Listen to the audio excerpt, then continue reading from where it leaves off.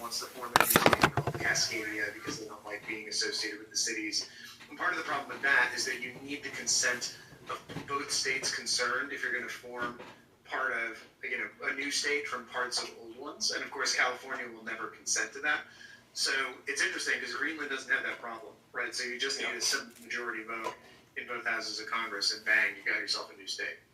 Correct. It doesn't need to be 2/3 or any crazy demand like that. A simple majority is fine, and if the Republicans and they do control both the House and the Senate, all you need is just one additional vote compared to the Democrats, and you win.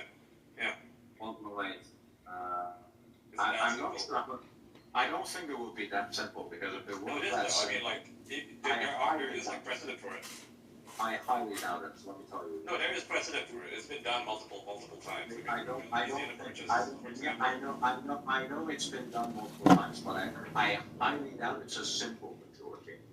Because no, it is literally a simple majority. That's what it says in the Constitution. All you need is a simple majority. You need to pass a joint resolution by a simple majority in both the House and the Senate to admit territory as a new, state or territory, and then you need the presidential signature. So how come Puerto Rico has never become a state? Because the Republicans don't want them to become a state. Because the reason why they are not being admitted as a state is so I know a lot about this. If you make Puerto Rico a state, it's going to be Democrats, which is why the Republicans will never admit it as a state. Exactly, but the point is that there are times where Democrats have both a majority in the Senate and the House. They never push for it, though. They never push for it. I highly doubt they're that retarded.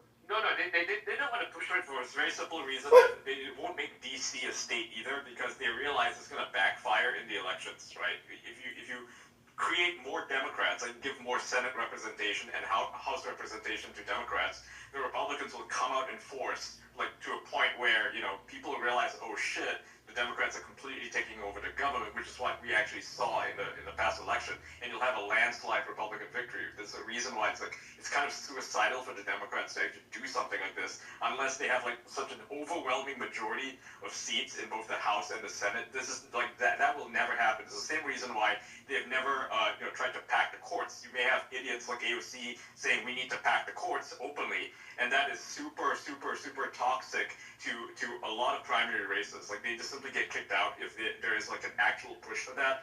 No one will accept it. That's the reason why Democrats have never really tried to do that. You wouldn't have Nancy Pelosi pushing it.